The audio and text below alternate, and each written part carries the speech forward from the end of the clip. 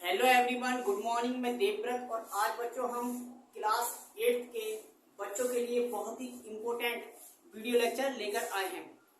आज के video lecture में बच्चों हम इंडिया में होने वाले कुछ कॉमन एंट्रेंस एग्जाम्स के बारे में आपको बताएंगे। जिन एंट्रेंस एग्जाम्स को क्वालिफाई करके आप अपना फ्यूचर सिक्योर कर सकते हैं। मतलब बच्चों, जो एक कॉमन फैमिली से बच्चा पढ़ रहा है वह भी अगर इन एंट्रेंस एग्जाम्स को क्वालिफाई कर लेता है तो उसका एडमिशन एक अच्छी यूनिवर्सिटी, अच्छे कॉलेज, अच्छे विद्यालय में हो जाता है। ठीक है। अच्छा, फीस भी मिनिमम होती है, अच्छे टीचर मिलते हैं हमें। ठीक है। तो कौन कौन से ऐसे एग्जाम्स हैं? चूंकि बच्चों हमारे नजदीक एक यूनिवर्सिटी है AMU, अलीगढ़ मुस्लिम यूनिवर्सिटी। तो यह एंट्रेंस अलीगढ़ मुस्लिम यूनिवर्सिटी का भी है। और बच्चों, हर जिले में एक नवोदय विद्यालय हुआ करता है, जवाहर नवोदय विद्यालय। तो उसका एग्जाम किस तरह से होता है, उसका क्या एग्जाम पैटर्न होता है। इसी तरह से तीसरा एक स्कूल के बारे में बताएंगे, सैनिक स्कूल के बारे में। तो आज हम इस वीडियो लेक्चर में 3 जो कॉमन एंट्रेंस एग्जाम है जिन्हें क्वालिफाई करके हम 9th क्लास में, कौन सी क्लास में, 9th क्लास में एडमिशन ले सकते हैं। ठीक है। और अपनी आगे की पढ़ाई पूरी कर सकते हैं। तो सबसे पहले बच्चों, अगर मैं स्टार्ट करूं तो मैं सबसे पहले AMU, इसके बारे में AMU एंट्रेंस एग्जाम के बारे में बात करूंगा। तो बच्चों, हर एक यूनिवर्सिटी या हर एक जो विद्यालय है वो अपना एग्जाम पैटर्न अपने हिसाब से सेट करता है। तो जो AMU का एंट्रेंस एग्जाम है बेटा, यहाँ पर बच्चे को एक पहले पेपर देना पड़ता है रिटन, उसके बाद इंटरव्यू होता है। अब देखो जरा, अगर हमें 9th क्लास में एडमिशन लेना है AMU में तो किस तरह से एंट्रेंस एग्जाम देकर हम अपनी सीट सिक्योर कर सकते हैं। तो देखो बेटा, AMU में 2 प्रोसेस के तहत हम एडमिशन लेते हैं। पहली प्रोसेस है हमारी रिटन टेस्ट। कौन सा टेस्ट बच्चों? Written test. दूसरा है हमारा इंटरव्यू। रिटन टेस्ट कितने मार्क्स का होता है, इंटरव्यू कितने मार्क्स का होता है, ये आज हम सब देखेंगे। और क्या हमारी एज होनी चाहिए, कितना हमारा 8th क्लास में परसेंटेज होना चाहिए। ठीक है, सारी बात करेंगे हम। तो सबसे पहले अगर मैं बात करूं बेटा कि 9th क्लास में अगर आपको एंट्रेंस देना है AMU का, तो आप किसी मान्यता प्राप्त यानी कि रजिस्टर्ड स्कूल से आपने कक्षा 8 की परीक्षा पास की हो। अच्छा बच्चों, एज क्राइटेरिया क्या है? एज आपकी 13 ईयर्स से लेके 15 ईयर्स तक होनी चाहिए। मतलब 13 साल से 15 साल तक के बच्चे इस एंट्रेंस एग्जाम में बैठ सकते हैं। 8th क्लास में आपकी कितनी परसेंटेज आई है इससे कोई मतलब नहीं है। मतलब आप पास होने चाहिए। आपकी 80% है, आपकी 90% है, आपकी 50% है, इट डजेंट मैटर। इससे कोई फर्क नहीं पड़ता। फर्क पड़ता है कि आपके रिटन टेस्ट जो वो हेड कराने जा रही है यूनिवर्सिटी अपने एंट्रेंस का, उसमें कितना मार्क्स आपने अचीव किया है। समझ में आया? तो वो वाली टेंशन तो खत्म हो गई, एज वाला आपको पता चल गया। अच्छा, जो इसका एंट्रेंस एग्जाम होता है, ये जो पेपर होगा वो इंग्लिश लैंग्वेज में होता है केवल और केवल। हिंदी में पेपर हमें देखने को नहीं मिलता। दूसरी और एक अच्छी बात यह है कि यहाँ पर कोई भी निगेटिव मार्किंग नहीं है। सारे के सारे क्वेश्चन जो आएंगे बेटा वो MCQ आएंगे, मतलब बहुविकल्पीय प्रश्न आएंगे। MCQ यानी कि मल्टीपल चॉइस क्वेश्चन, 4 ऑप्शन दे रखे होंगे, आपको एक चुनना है। ठीक है। अच्छा, जो एग्जाम जो होता है बेटा वो भी बेटा OMR सीट पे होता है। ऑनलाइन इसका एंट्रेंस एग्जाम नहीं होता है। ठीक है। तो ये भी टेंशन खत्म हो गई आपकी। अब आते हैं हम कि जी आपने लिख दिया कि रिटन टेस्ट और इंटरव्यू 2 फेज को पार करके हमें क्या मिलता है, एडमिशन मिलता है इस यूनिवर्सिटी यानी कि AMU के एंट्रेंस के तहत। अब रिटन टेस्ट में बेटा हमारे पास 85 क्वेश्चन होते हैं। कितने क्वेश्चन होते हैं? 85। रिटन रिटन टेस्ट में हमारे पास 85 क्वेश्चंस आते हैं। अच्छा, टाइम कितना होता है सर इसके लिए? तो बेटा समय होता है इसके लिए 2 घंटा। कितना? 2 आवर्स यानी कि 120 मिनट। तो टाइम तो काफी है, एक क्वेश्चन को 1 मिनट से ज्यादा मिल रहा है, ठीक है, 1.5 मिनट से थोड़ा कम मिल रहा है ना। तो टाइम तो सही है। क्वेश्चन 85 है, सॉरी। अब ये जो 85 हैं क्वेश्चंस, वो कौन कौन से सब्जेक्ट के आएंगे सर? ये पता होना चाहिए, है ना भाई। 85 क्वेश्चंस आएंगे, वो कौन कौन से सब्जेक्ट के आएंगे, ठीक। अच्छा, इंटरव्यू जो होता है बच्चों, वो 15 मार्क्स का होता है। तो इस तरह से आपके 100 मार्क्स में से आपकी क्या बनती है? आपकी मेरिट बनती है, ठीक। 85 नंबर आपके रिटन टेस्ट के हैं और 15 नंबर आपकी क्या के? इंटरव्यू के। 100 मार्क्स हो गए और 100 मार्क्स में से आपकी बनती है मेरिट। जिसके इस मेरिट में ज्यादा नंबर आते हैं सबसे, उसे रैंक 1 दिया जाता है, उससे कम वाले को 2, फिर 3, इसी तरह से जिसके नंबर ऑफ मार्क्स कम होते जाएंगे या मार्क्स कम होते जाएंगे, उसकी रैंक बढ़ती जाएगी। समझ में आया? जिसकी रैंक सबसे कम आए, मतलब 1 आए, वो टॉपर होगा, है ना। अब देख लेते हैं बेटा, ये जो रिटन टेस्ट है, इसमें कौन कौन से सब्जेक्ट आते हैं और कौन कौन से सब्जेक्ट के कितने कितने क्वेश्चन आते हैं, ठीक है बेटा। जरा देखें एक बार, सही दिख रही है? ठीक है। तो बेटा जो 85 क्वेश्चन है हमारे, ये मिटा ही देता हूं। क्या कर देता हूं बेटा? मिटा ही देता हूं, जरा समझा दो। ये चैप्टर किताब में लिखी पड़ी है, तो इसलिए टेंशन ना लो।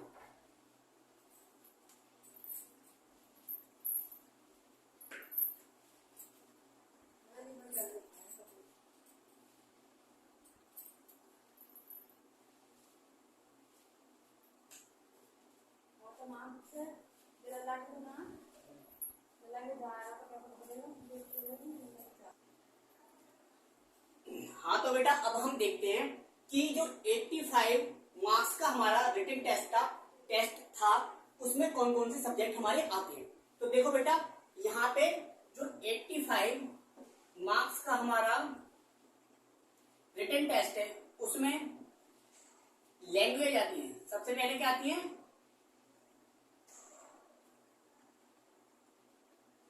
सेक्शन फर्स्ट में अगर बात करें तो उनमें आती है लैंग्वेज। लैंग्वेजेस आती हैं हमारी। कौन कौन सी लैंग्वेजेस आती हैं? 3 लैंग्वेजेस आती हैं हमारी यहाँ पे। हमारी आती है यहाँ पे हिंदी लैंग्वेज, यहाँ पे हमारी आती है इंग्लिश लैंग्वेज, और इस यूनिवर्सिटी में हमारे यहाँ पे लैंग्वेज में उर्दू भी आता है। तो यहाँ पे आती है उर्दू लैंग्वेज, ठीक।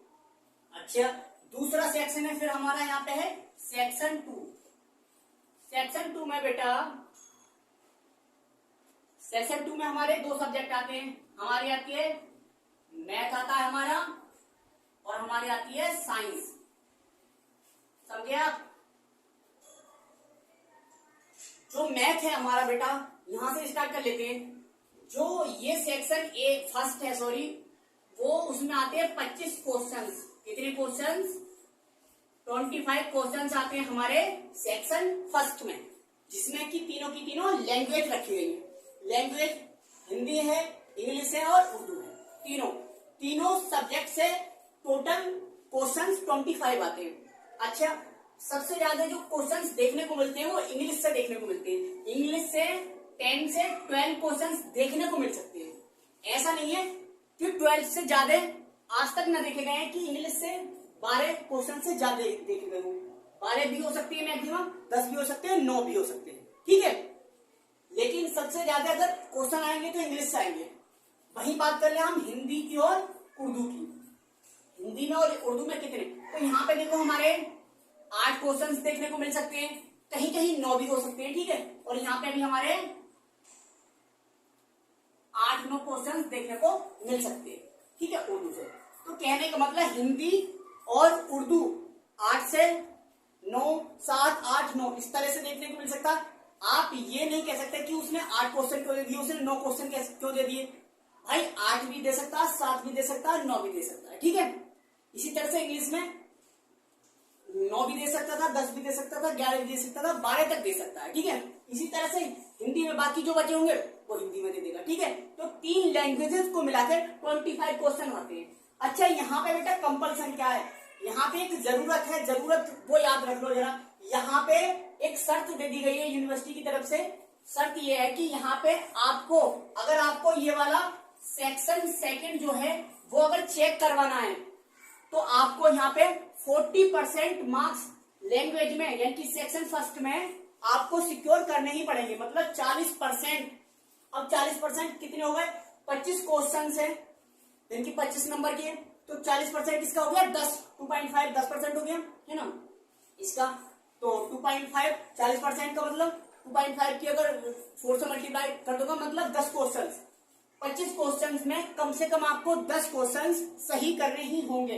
अगर 10 क्वेश्चन आपके इधर लैंग्वेज में सही नहीं है तो आपका ये वाला सेक्शन, आपने चाहे कितने क्वेश्चन बचे थे आपके भाई 25 ही हो गए, तो 60 क्वेश्चन बचे थे। 60 के 60 क्वेश्चन अगर आपके सही है तो भी ये चेक नहीं माना जाएगा। ठीक है, क्योंकि यहाँ पे आपने 10 क्वेश्चन नहीं करे। मिनिमम नंबर ऑफ क्वेश्चन जो सही होने चाहिए, सही होने चाहिए, बाकी तो पूरे अटेम्प्ट करना आप, क्योंकि निगेटिव मार्किंग तो है ही नहीं। इसका मतलब यहाँ पे बेटा 40% की बाध्यता है कि 40% बच्चे को सही करना ही पड़ेगा अगर आपको सेक्शन सेकंड सही करवाना है, यानी कि चेक करवाना है तो, नहीं तो ये चेक ही नहीं होगा। समझ में आया? ये बात हम समझ गए। हिंदी में ये, इंग्लिश में ये, उर्दू में ये। ठीक है, यानी कि 3 लैंग्वेज मिला के सेक्शन फर्स्ट बना दिया जिसमें 25 क्वेश्चन दिए जाएंगे। और इसमें एक शर्त डाल दी, शर्त ये डाल दी कि 40% यहाँ पे बच्चे को मार्क्स गेन करने ही पड़ेंगे, यानी कि लाने पड़ेंगे। अदरवाइज ये वाला जो सेक्शन है सेक्शन सेकंड वो चेक नहीं होगा। अच्छा, इसी तरह से मैथ के कितने क्वेश्चन आएंगे, 30 क्वेश्चन मैथ के आएंगे और 30 क्वेश्चन साइंस के आएंगे। इस तरह से क्वेश्चन कितने हो जाएंगे, 30 30 60 और 25 85, यानी कि 30 30 60 60 और 25 85 क्वेश्चन और 85 मार्क्स के होंगे, यानी कि हर क्वेश्चन 1 मार्क्स का होगा। तो 85 मार्क्स आपके इस तरह से डिस्ट्रीब्यूटेड है। अब बेटा अब क्या होगा, अब होगा आपका इंटरव्यू। इंटरव्यू में मैक्सिमम मार्क्स कितने होंगे, 15 मार्क्स का इंटरव्यू होगा। अब देखो जरा, ये होता है कि अगर आपका इधर ये रिटन टेस्ट सही है तो आप अगर इंटरव्यू में प्रेजेंट होते हैं तो भी वो 6 से 8 नंबर आपकी प्रेजेंट के देगा, यानी कि 6 से 8 नंबर तो आपको, अगर आपने अपना नाम बता दिया, प्रेजेंट हो गए आप, तो भी आपको इतने दे देगा। अब बाकी आपकी जो काबिलियत है कि आप कितने इसमें यहाँ पे नंबर और अचीव कर सके। देखो जो इंटरव्यू होता है वो साफ साफ यूनिवर्सिटी ने बोल दिया है कि इंटरव्यू में कोई भी नॉलेज टेस्ट नहीं होगा, यानी कि हम नॉलेज का टेस्ट नहीं लेंगे। यहाँ पे नॉलेज का टेस्ट के लिए हमने 85 मार्क्स के लिए, ये पूरा के पूरे नॉलेज के लिए तो हमने ये टेस्ट ले लिया। यहाँ पे बच्चे की पर्सनालिटी देखी जाएगी, जनरल इंटेलिजेंस कितना है। जनरल इंटेलिजेंस का मतलब कोई ऐसे क्वेश्चन बहुत पूछेंगे जो आपके क्षेत्र से रिलेटेड हो, क्षेत्र की आप मतलब यूपी स्टेट से हैं तो आपको यूपी का ज्योग्राफी पता हो। ठीक है, इस तरह के क्वेश्चन हो सकते हैं, या बच्चे आपका जनरली इंट्रोडक्शन पूछ सकते हैं। ठीक है, आप अलीगढ़ मुस्लिम यूनिवर्सिटी में ही एडमिशन क्यों लेना चाहते, इस तरह के क्वेश्चंस पूछेंगे जो कि आपकी पर्सनालिटी को तय करेंगे। ठीक है, तो ये इंटरव्यू जो है वो पर्सनालिटी के लिए है। तो यहाँ पे आपको प्रेजेंट के कितने मिल जाएंगे, कम से कम आप अगर प्रेजेंट ही है वहां पे इंटरव्यू पैनल में तो आपको इतने नंबर तो मिल जाएंगे। तो आप ज्यादा से ज्यादा मेहनत करें यहाँ पे 85 मार्क्स लाने के लिए। तो देखो जरा, अब मैं ये बात भी बता देता हूँ बेटा कि यहाँ पे कितनी सीट्स होती हैं और कितने नंबर ऑफ स्टूडेंट्स इसके लिए अप्लाई करते हैं। बच्चों को डर लग रहा होगा, तो देखो बेटा, अलीगढ़ मुस्लिम यूनिवर्सिटी ऐसा तो है नहीं कि अगर मान लो पौंडीचेरी का बच्चा है या तमिलनाडु स्टेट का बच्चा है वो भी एएमयू में एंट्रेंस देता होगा, ऐसा नहीं होता, क्योंकि हर स्टेट में अच्छी यूनिवर्सिटीज होती हैं। ठीक है, तो वो क्यों देना चाहिए, यानी कि हम यूपी स्टेट की बात कर ले तो यूपी स्टेट के जो बच्चे हैं वही जनरली इस एंट्रेंस को देना चाहेंगे। ठीक, अच्छा, तो यूपी स्टेट में अब 9th क्लास में कितने बच्चे होंगे, तो इस तरह से अगर मैं सब चीज को ध्यान में रखते हुए एक बात करूं तो ऑलमोस्ट 50,000 बच्चे, 50,000 बच्चे, मैक्सिमम बच्चे बता रहा हूँ, ये 50,000 बच्चे ही इस एंट्रेंस, कौन से एंट्रेंस, 9th क्लास के एंट्रेंस में बैठते हैं, लगभग 50,000। अच्छा बच्चों, इसमें सीट्स कितनी है, तो बेटा देखो सीट्स इसमें बॉयज की अलग है, गर्ल्स के लिए अलग है।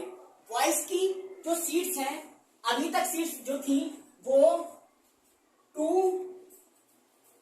17 240 से 270 के बीच में थी, यानी कि 240 से 270 के बीच में सीट थी किसकी, बॉयज के लिए। लड़कों के लिए 240 से लेकर 270 सीट्स तक होती है इसमें, ठीक है। एएमयू में कई सारे कॉलेज हैं लड़कों के लिए, ठीक है, इस यूनिवर्सिटी के अंतर्गत। तो 240 से 270 के बीच सीट्स बच जाती है लड़कों के लिए, बन जाती है, ठीक है। इसी तरह से लड़कियों के लिए अगर सीट की बात करूं तो लड़कियों के लिए 90 90 180, लड़कियों के लिए केवल 180 सीट्स है। कितनी, 180 सीट्स लड़कियों के लिए और लड़कों के लिए इतनी। इसका मतलब अगर मैं मोटा मोटा देखूं तो टोटल नंबर ऑफ सीट्स जो है लड़के और लड़कियों दोनों के लिए 400 सीट्स के लगभग हैं, ठीक है। इतनी सीट्स हो जाएंगे, 240 और 180 भी जोड़ देंगे तो भी हमारी 420 हो जाएगी, ठीक है। तो ऑलमोस्ट मैं ये कह रहा हूँ 400 से 400 प्लस सीट्स हैं हमारे पास। और कैंडिडेट यानी कि स्टूडेंट जो कि इस एंट्रेंस में पार्टिसिपेट करेंगे वो कितने होंगे, 50,000 50,000 बच्चे इस एंट्रेंस को दे सकते हैं, ठीक है। दे सकते का मतलब अभी तक आंकड़ा जो दिया गया है, देखा गया है कि इतने मैक्सिमम बच्चे होते हैं। अब इसमें से कुछ छोड़ भी देते हैं, ठीक है। लेकिन कोई भी एंट्रेंस एग्जाम होता है उसमें जो सीरियस कैंडिडेट होते हैं वो तो 30-40% की होती है, बाकी तो सब भीड़ होती है, आपको भी बता दें। तो अगर आप सीरियस कैंडिडेट हैं तो आपको ये मैंने एग्जाम पैटर्न क्या क्या कौन कौन से सब्जेक्ट आ रहे हैं ये बता दिया। अब जरा मैं एक बात और क्लियर कर दूं बेटा यहाँ पे कि अगर यहाँ पे आपके चूंकि नेगेटिव मार्किंग नहीं है तो मेरिट तो हाई जाती है बेटा, ठीक है। मेरिट हाई जाती है। अगर आपने यहाँ पे 75 मार्क्स अगर गेन कर लिए, 75 मार्क्स अगर गेन कर लिए तो आपकी सीट तो श्योर है बेटा, इतना तो मैं कह सकता हूँ, ठीक है। 75 मार्क्स अगर आपने 85 में गेन कर लिए तो आपकी सीट तो क्या हो जाएगी, श्योर हो जाएगी। आपको यहाँ पे केवल प्रेजेंट दिखानी है अपनी, केवल आपको यहाँ पे प्रेजेंट दिखानी है इंटरव्यू में, तो ठीक है। इंटरव्यू तो फिर नाम का ही होगा, आपकी सीट तो रिजर्व हो गई। समझ में आया ये। अब जरा मैं ये देखता हूं बेटा कि हिंदी जो है उसमें क्या पूछा जाता है, इंग्लिश जो उसमें क्या पूछा जाता है, उर्दू में क्या पूछा जाता है, साइंस में क्या पूछा जाता है और मैथ में क्या पूछा जाता है, ठीक है। जो भी कैंडिडेट एएमयू की तैयारी करना चाहते हैं बेटा वो सारा का सारा लिखते जाएं, ठीक है।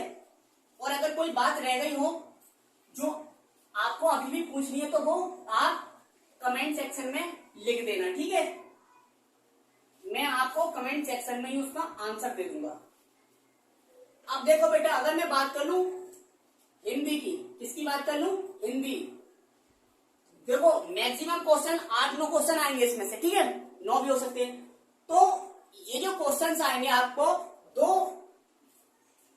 रूपों में देखने को मिलेंगे, 2 फॉर्म्स में आएंगे। एक तो आएगी हिंदी ग्रामर, क्या आएगी बच्चा, हिंदी ग्रामर।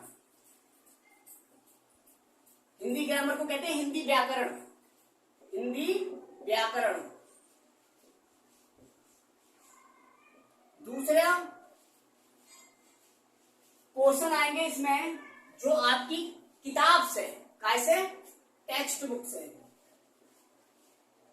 आपकी कॉलेज में एनसीईआरटी सीबीएसई बोर्ड की जो बुक है, बसंत, आई थिंक बसंत है, हाँ बसंत है, आई थिंक बसंत बुक से आएंगे।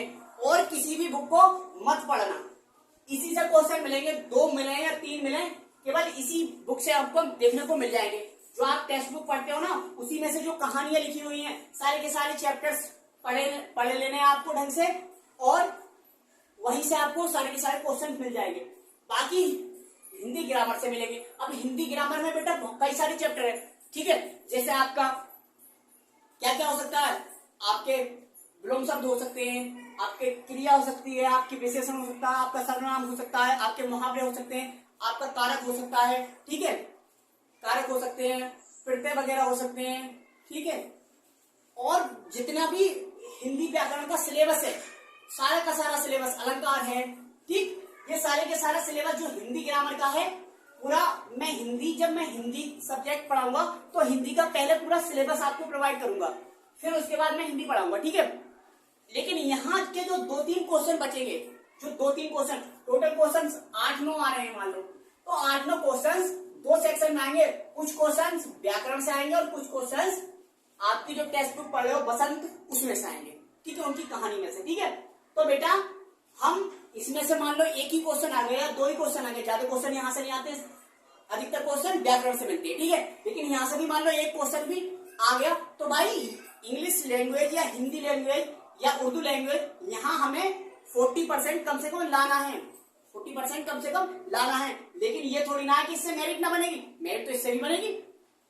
मिनिमम तय कर दिया है कि इतने लाना है, इसलिए मैक्सिमम क्वेश्चन इससे भी अटेम्प्ट करेंगे हम, ठीक। तो सारे के सारे हम चाह रहे हैं कि हिंदी के एक भी क्वेश्चन गलत ना हो, तो हम जितना भी सिलेबस हिंदी का होगा वो पहले लिखेंगे व्याकरण का, फिर हम एक एक चैप्टर पढ़ाएंगे, ठीक है। ये हो गया हिंदी आपका। हिंदी कैसे करनी है, ठीक है। ये टेक्स्ट बुक हमारी जो पसंद है वही पढ़ लेनी है और हिंदी का ग्रामर का जितना भी सिलेबस है वो देख लेना। अब आते हैं हम इंग्लिश की बात। जो इंग्लिश लैंग्वेज है उसके 8 से लेके 12 तक लिख देता हूं मैं, ठीक है। 8 क्वेश्चन मिनिमम, मैक्सिमम 12 हो सकते हैं। तो ये जो पूरी इंग्लिश के जितने भी क्वेश्चन आएंगे वो सारे के सारे आएंगे ग्रामर से। कहां से? ग्रामर से।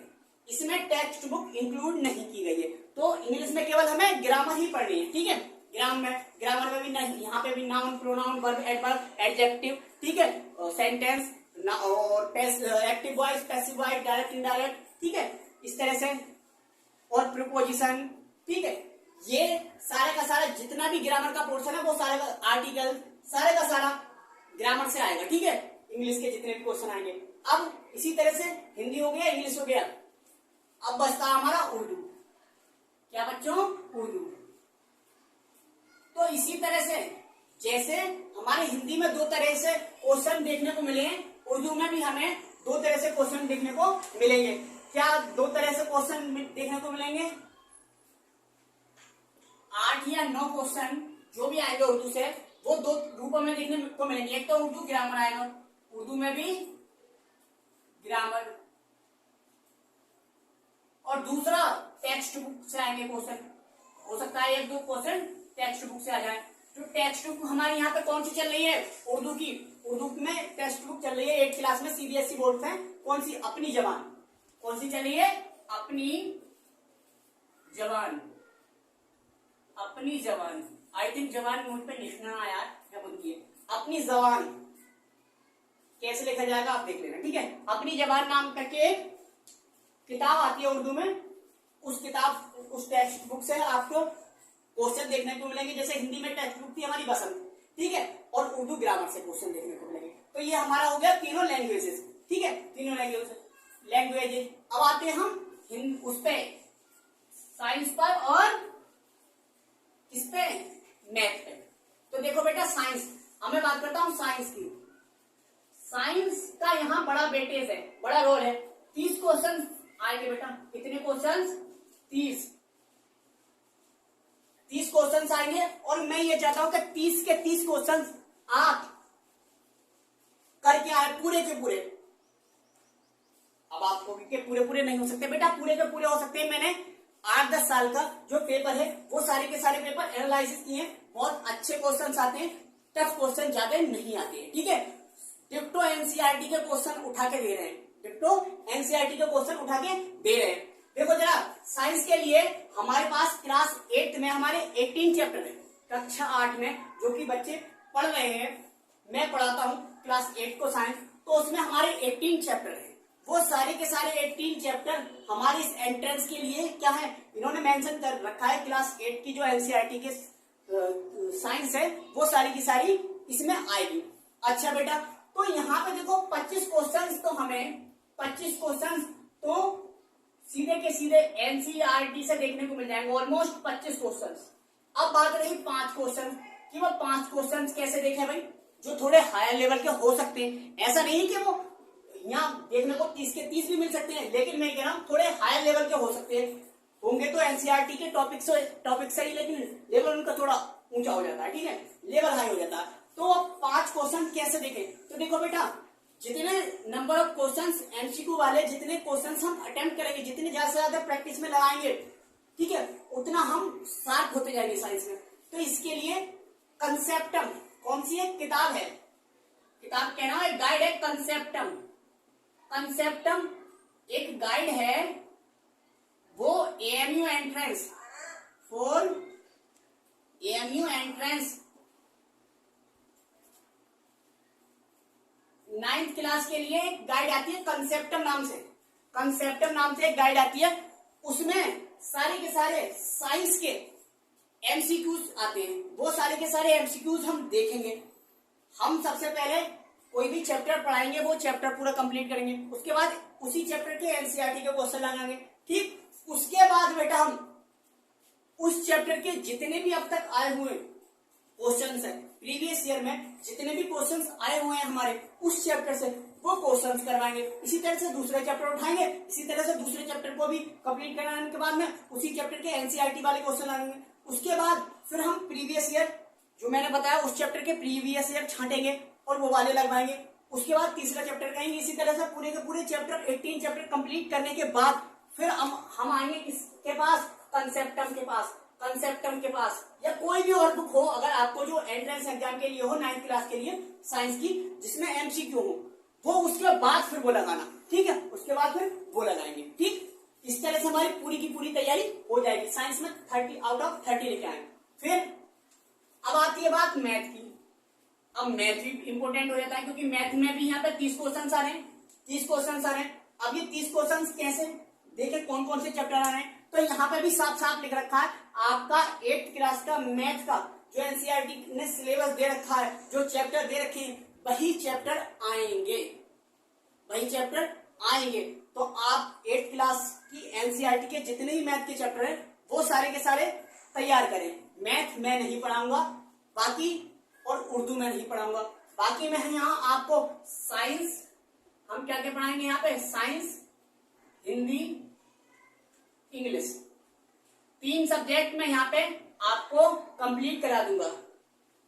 ठीक है, आपके पेपर के टाइम तक हम आपको तैयार कर देंगे साइंस, हिंदी और इंग्लिश। ठीक है, साइंस के जितने भी चैप्टर हैं वो, हिंदी के जितने भी चैप्टर हैं और इंग्लिश के। ठीक है, हिंदी में मुझे केवल टेक्स्ट बुक तो नहीं पढ़ानी है, मुझे पढ़ाना है व्याकरण, ग्रामर पढ़ानी है। ऐसे इंग्लिश में तो टेक्स्ट बुक है ही ना, यहाँ पर ग्रामर पढ़ानी है। ठीक है, तो इन दोनों की मुझे ग्रामर पढ़ानी है और साइंस मुझे पूरा का पूरा देखना है क्योंकि ये तो मेरा सब्जेक्ट है। ठीक है, अब आप पूछोगे आप ये क्यों पढ़ाए, बेटा ये भी मेरा सब्जेक्ट है, मेरे 10 आउट ऑफ 10 आते हैं इंग्लिश में। ठीक है, हिंदी में भी 10 आउट ऑफ 10 आते हैं। सीटेट दिया है मैंने, जितने भी केबीएस वगैरह जितने भी एंट्रेंस एग्जाम दिए, भाई मैं यहाँ पे मुझे हिंदी भी पढ़नी पड़ती है, इंग्लिश भी पढ़नी पड़ती है। ठीक है, तो मैंने हिंदी के क्वेश्चन देखे किस तरह के क्वेश्चन आ रहे हैं, मैंने इंग्लिश के क्वेश्चन भी देखे, इसलिए मैं कह रहा हूँ कि मैं बहुत बेहतर करवा दूंगा। ठीक है, आप यार यहाँ पे जो हिंदी और इंग्लिश है इसमें तो छोड़ के नहीं आओगे, छोड़ के तो आप साइंस में भी नहीं आओगे। ठीक है, तो आप ये टेंशन मेरे पे छोड़ दो।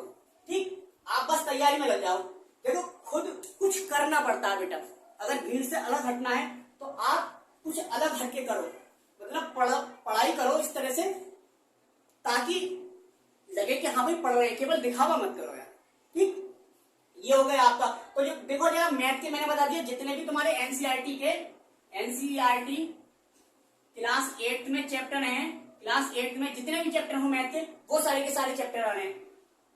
अब यहाँ पे अगर अलग से किसी को एमसीक्यू क्वेश्चन चाहिए, क्योंकि एग्जाम में तो एमसीक्यू आते हैं, तो यहाँ पे भी मैथ की भी जैसे साइंस की कंसेप्टम नाम से गाइड आती है, ऐसे ही मैथ में भी कंसेप्टम नाम से गाइड आती है, वो मैथ के लिए। ठीक है, तो उसमें सारे के सारे क्या है, मैथ के क्वेश्चंस होंगे जो कि एमसीक्यू होंगे। वो वाली किताब से आप प्रैक्टिस करें पहले आप, लेकिन पहले से ही क्वेश्चन लगाना मत लग जाना।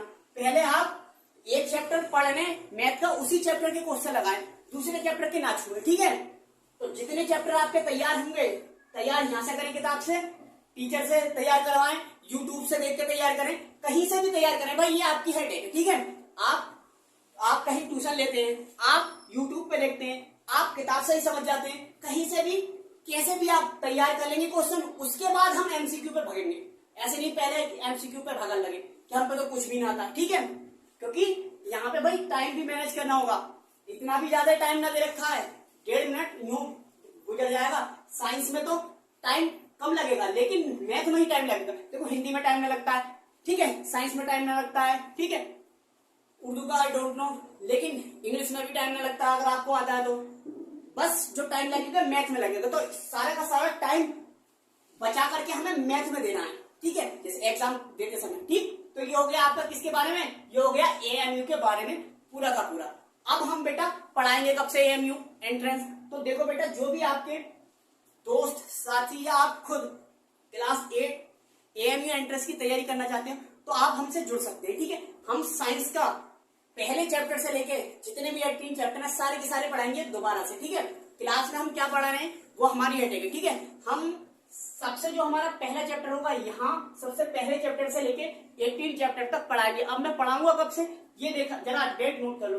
मैं पढ़ाऊंगा बेटा 3 तारीख में हमारा कॉलेज खुल रहा है, तो हम पढ़ाएंगे यहाँ 10 तारीख से। 10 तारीख से हम अपना क्लास स्टार्ट कर देंगे 10th जुलाई। 10th जुलाई से हम क्या पढ़ाने स्टार्ट कर देंगे, एएमयू। ध्यान रखना, डेट याद रखना, 10 जुलाई से। ठीक है, अच्छा अब बेटा इसके बारे में हमने जान लिया। अब देखो बेटा, जब हम तैयारी करने जा ही रहे हैं तो एक तीर से हम 3-3 निशाने कर सकते हैं। ठीक है, एक तीर से 3-3 निशाने कर सकते हैं। जैसे आपने एएमयू अगर एंट्रेंस की तैयारी कर ली है या कर रहे हैं तो आप नवोदय को भी क्यों छोड़ रहे हो भाई? नवोदय का भी एंट्रेंस एग्जाम दे ही दो। क्यों दे दो? मैं कह रहा हूं कि फायदा होने वाला है तुम्हें।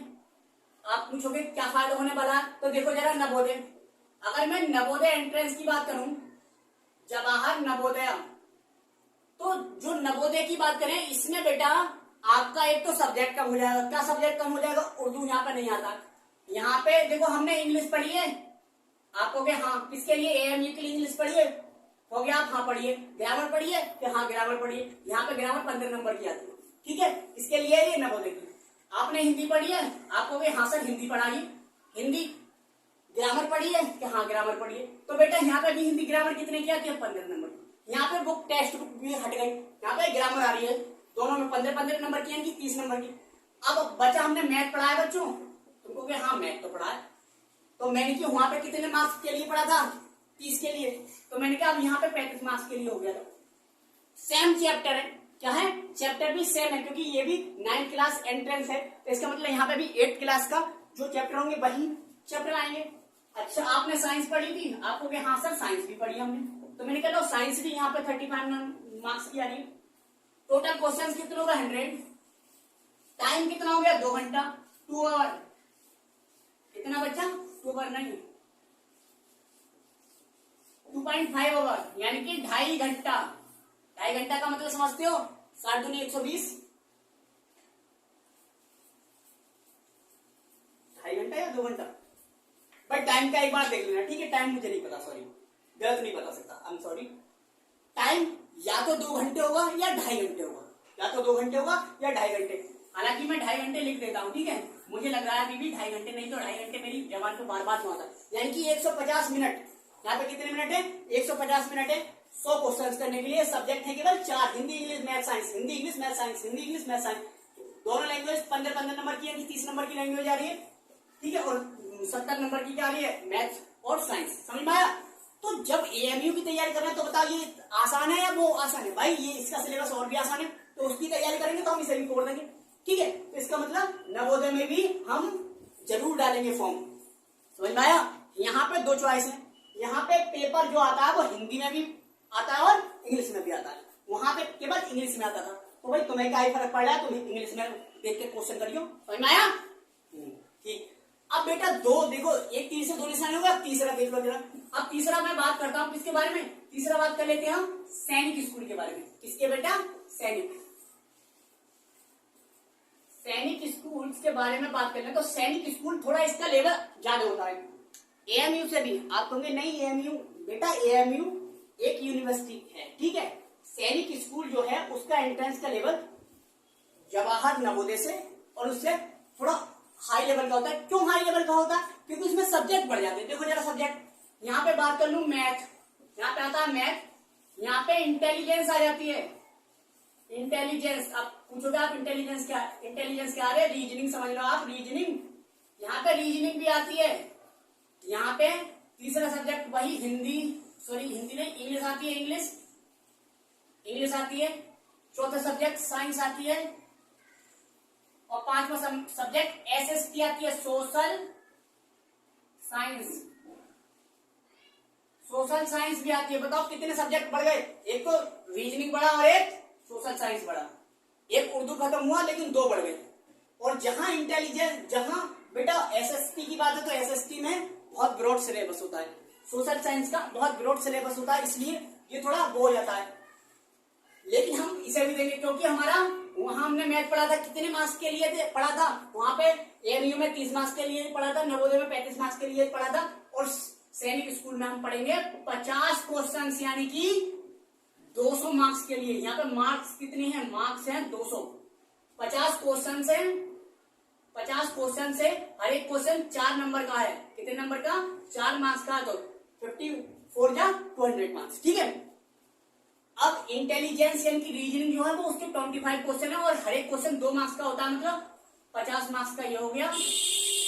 और ये इंग्लिश जो है वो भी 25 क्वेश्चन होते हैं, हर एक क्वेश्चन 2 मार्क्स का होता है, 50 मार्क्स इसके हो गए। साइंस के भी 25 क्वेश्चन 2 मार्क्स, मतलब 50 मार्क्स हो गए टोटल। इसी तरह सोशल साइंस के भी 25 क्वेश्चन, हर एक के लिए 2 मार्क्स, तो इसलिए 50 मार्क्स ये हो गए। इसका मतलब टोटल 400 मार्क्स हो गए हमारे सैनिक स्कूल में। 400 मार्क्स का एग्जाम लिया जाता है, और क्वेश्चन कितने हो गए, 50 25 25 25 25, यानी कि 100 क्वेश्चन ये हो गए, और 50 150 क्वेश्चन, यानी कि यहाँ 150 क्वेश्चन पहुंच जाते हैं।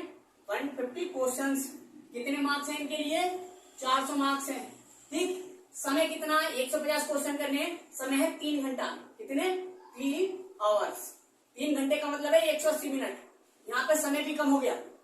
150 क्वेश्चन 180 मिनट में करने बेटा। सब्जेक्ट कितने बढ़ गए, 2 बढ़ गए सब्जेक्ट यहाँ पे, तो इसीलिए मैं कह रहा था यहाँ पे सब सिलेबस जो है थोड़ा ब्रॉड हो जाता है, समझ में आया। लेकिन यहाँ पे क्या कॉमन मिल रहा है, मैथ हमने वहां पढ़ा, यहाँ भी पढ़ेंगे, इंग्लिश हमने वहां भी पढ़ी, यहाँ भी पढ़ेंगे, साइंस वहां भी पढ़ लिया, तो यहाँ भी हो गया, ठीक है। 3 सब्जेक्ट जो है तुम्हारे वहां के पढ़े हुए काम आ गए, ठीक है। तो आप इसे भी दे ही दे, सैनिक पब्लिक स्कूल जो है, सैनिक स्कूल सॉरी, इसका एंट्रेंस भी आप दे ही दें, क्योंकि इसके लिए ये सिलेबस, ठीक है। तो आज मैंने 3 जो कॉमन एंट्रेंस एग्जाम थे, जो कि 8th क्लास के बाद हमारे लिए हमें देने चाहिए, ठीक है, अगर हमें अपना जो फ्यूचर है और ज्यादा बेहतर बनाना है। तो ऐसा नहीं है कि इनमें एडमिशन ना मिला तो कि हम पढ़ नहीं पाएंगे, लेकिन बेटा अगर इनमें एडमिशन मिल जाता तो एक कॉन्फिडेंस बिल्डअप हो जाता कि हम आगे कुछ अचीव कर सकते हैं, ठीक है। तो अभी से लग जाइए, अगर आपको तैयारी करनी है तो हमारे चैनल से जुड़ सकते हैं, ठीक है बेटा। मैं यहाँ पे आपको साइंस, हिंदी और इंग्लिश 3 सब्जेक्ट पढ़ाऊंगा पूरे, ठीक है। मैथ में नहीं पढ़ाता, ठीक है, उर्दू में नहीं पढ़ाता, SST में नहीं पढ़ाता, ठीक है, लेकिन हिंदी, इंग्लिश और साइंस पूरे के पूरे करवाऊंगा, ठीक है। इट्स माई गारंटी, ठीक। Thank you very much.